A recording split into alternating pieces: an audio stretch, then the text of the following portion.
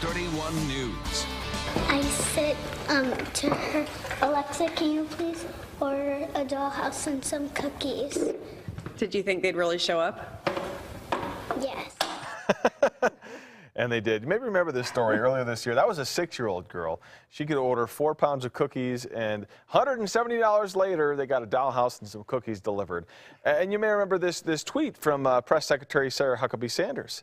And she used her official Twitter account to complain, saying, Alexa, we have a problem if my 2-year-old can order a Batman toy by yelling Batman over and over again into the echo. So the point is, kids and technology, they have intersected very much so, even at the young age of 2, 2.5. And we know that, but is that a good thing? And how do you handle it? We've got Anne Plachette here. She is Annie, as we're going to call you, right? Sure. Yes. You said that's what people call you. You're a parenting expert. You're with the group 0 to 3 that's having their conference here in Denver this week, which is awesome. Welcome to College. Thank you very much. I blame Greg for the horrible weather we had this week. I live in London. I know you don't know from horrible weather. You're used to it. Yeah, so how do we deal with this? I mean, you guys do this research. You know how important that age from 0 to 3 really is for these kids. Yeah. And we don't want them to be inundated with too much technology. Right. Well, we mostly want them to be connecting with the most important brain booster, which is you and your wife. Parents are so important in the first 3 years of life in terms of making these connections with kids that are all about time.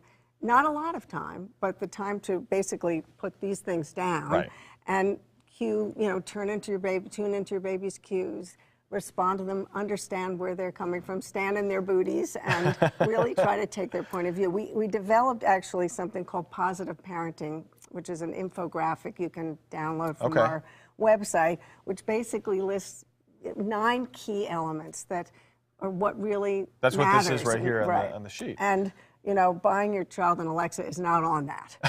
What we're talking about is really how important. You mentioned, in the first 3 years of life, every second a child develops 1 million new neural connections. Wow. I mean, that I can't even put my brain around that. Yeah.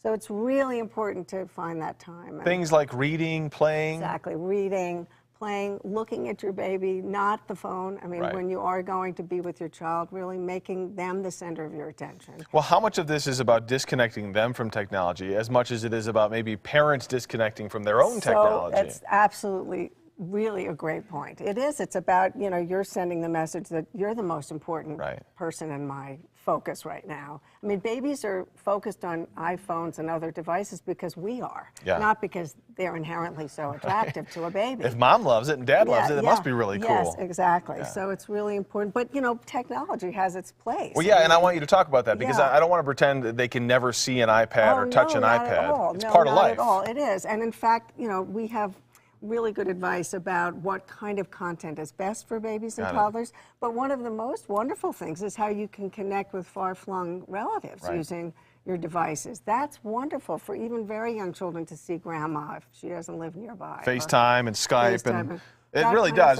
My parents are out in Ohio, so I know exactly what you're talking about. My kids would only see them once a year if we didn't have that video chat. And then when they do see them, they know them. I mean, in a way that, this wasn't possible. So that, we're not saying that anything like that is bad. And in fact, technology per se isn't bad. Got to manage it. But finding that time, and a lot of parents, as you know, Kirk, don't have that time. So another part of 0 to 3's work is advocating for parents to get that time off when the baby is born. To budget the time. Well, not to budget it, but to actually be given it by their employers. Oh, yeah, I like that idea, too. Yeah, I mean. Greg would love that idea, too, since he just had a baby. Yeah, no, it's so important that family leave allows parents to have that time with their children. Annie, thank you so much. We got to run. And the group is 0 to 3. Is there a website with a lot of this info? 0 to 3 writtenOut.org. There you go. So. Thank you so much. Oh, thank you. Always so such much. a great topic. We never have enough time to really get enough about it, talk enough about it, Greg. Wouldn't that be great if you got like 6 months off to spend time with your baby? Yeah, that would be amazing. Yeah, it's super. My wife is getting towards the end of her maternity leave, and we were just talking about that the other day, saying it's just too short. That